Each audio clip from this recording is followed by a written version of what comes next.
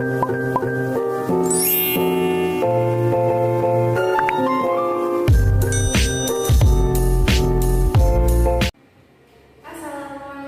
warahmatullahi wabarakatuh. Waalaikumsalam warahmatullahi wabarakatuh.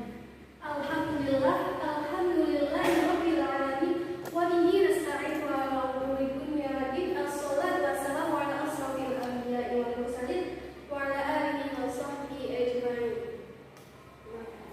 Rabbi shrah li sadri wa yassir li amri wahlul 'uqdatam min lisani yafqahu qawli.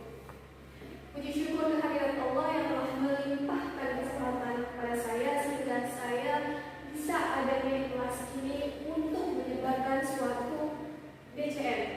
Nah, sebelum saya menjelaskan apa itu DCM, saya ingin menanyakan terlebih dahulu nih kabar teman-teman. Jadi bagaimana nih teman-teman kabarnya hari ini? Alhamdulillah baik. Alhamdulillah begitu. Ya, baik, perkenalkan nama saya Dewi Fatimah. Saya mahasiswi bimbingan dan konseling Islam semester 5 dari kampus Sultan Maulana Hasanuddin Banten. Nah, setelah saya tadi memperkenalkan diri saya, mungkin ada teman-teman yang ingin menanyakan perihal saya. Saya Bu mau nanya. Ya, boleh apa? Nah, kakak udah menikah belum? Kebetulan saya masih single. Kamu kenapa? Nggak apa-apa. Ada lagi yang ingin ditanyakan? Kakak mau nanya lagi. Ya, boleh, Ya. silakan. Selain kuliah, aktivitas kakak apa lagi? Aktivitas saya, ya bantu orang tua dagang pasar gitu. Hari apa ya? Minggu sama Senin, karena Kamis itu saya harus kuliah gitu kan, pagi. Lalu jualan online, ya kayak cemilan, pakaian, mukena. Dan kalian juga kalau butuh gitu ya, bisa ke saya gitu. Sekalian promosi kan ya. Terus yang terakhir itu mengajar, maksudnya les privat, jadi guru privat untuk tambahan penghasilan juga, pengalaman seperti itu sih. Oke, siap. Terima kasih kak. Ya, sama-sama. Jadi di sini saya akan menyebarkan suatu DCM. Nah, sebelum saya menyebarkan suatu DCM ini, pastinya saya harus menjelaskan terlebih dahulu apa itu DCM. Jadi DCM adalah daftar cek masalah yang dimana di sini tertuang suatu pernyataan-pernyataan permasalahan santri di pondok pesantren. Nah, di sini sudah ada daftar cek masalah yang itu pernyataan-pernyataannya itu ada 10 aspek yang dimana petunjuknya itu adalah di bawah ini bukan alat tes, tetapi angket kebutuhan untuk membuat program layanan bimbingan konseling. Dan yang kedua itu jawaban Anda sangat bermanfaat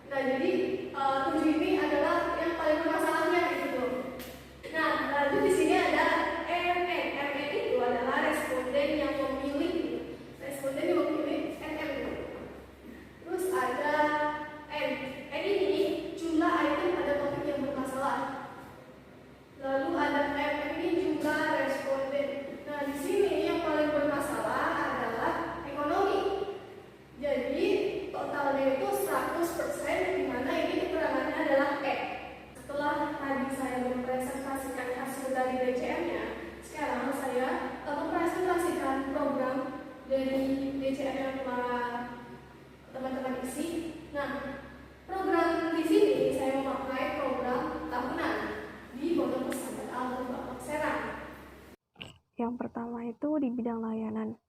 Saya menggunakan bidang layanan pribadi, sosial, karir, dan belajar. Nah, tujuan layanannya itu mengenalkan kepada para santri untuk menabung dan menggunakan komponen layanan dasar, lalu jenis layanannya itu berupa layanan orientasi, pengenalan gitu. Lalu format layanannya itu berupa kelompok, materi layanannya itu mengenalkan mengenai menabung gitu kepada para santri. Dan menggunakan metodenya itu diskusi dan tanya jawab. Medianya menggunakan laptop, infocus, kertas, pulpen. Lalu evaluasinya itu menggunakan LAISEG. Jadi LAISEG itu merupakan penilaian segera. Dan yang kedua itu pribadi. Maksud saya yang bidang kedua itu ada pribadi, sosial, karir, dan belajar. Tujuannya itu untuk menambah pengetahuan kepada para santri cara mengatur keuangan untuk menabung yang telah diberikan oleh orang tuanya gitu. Jadi uang tersebut tuh yang sudah dikasih orang tuanya itu harus bisa disisipkan untuk menabung untuk keperluan tertentu gitu.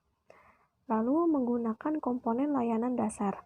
Jenis layanannya yaitu layanan informasi, format layanannya berupa kelompok, materi layanannya menginformasikan dan membantu para santri cara mengatur keuangan dalam sehari atau per bulan gitu, cara memanage uang santri gitu yang telah diberikan oleh orang tuanya agar dipergunakan dengan semestinya. Lalu menggunakan metodenya itu metode layanan berupa diskusi dan tanya jawab. Medianya itu berupa laptop, infocus, kertas, pulpen, dan evaluasinya itu berupa LAISEG. Dan yang ketiga itu bidang layanan berupa pribadi, karir, dan belajar. Tujuan layanannya itu untuk menambah keterampilan dan kemampuan para santri dalam melatih diri untuk membeli keperluan sesuai apa yang dibutuhkan. Jadi di sini santrinya itu dilatih untuk membeli sesuai kebutuhan, sesuai keperluan. Jika memang itu kurang dipentingkan gitu, lebih baik nanti dulu gitu.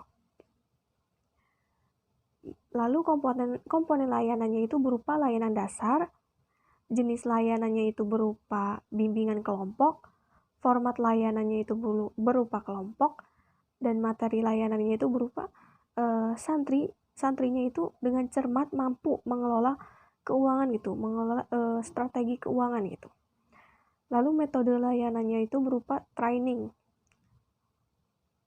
Medianya itu menggunakan kertas, pulpen, laptop, meja, dan infocus.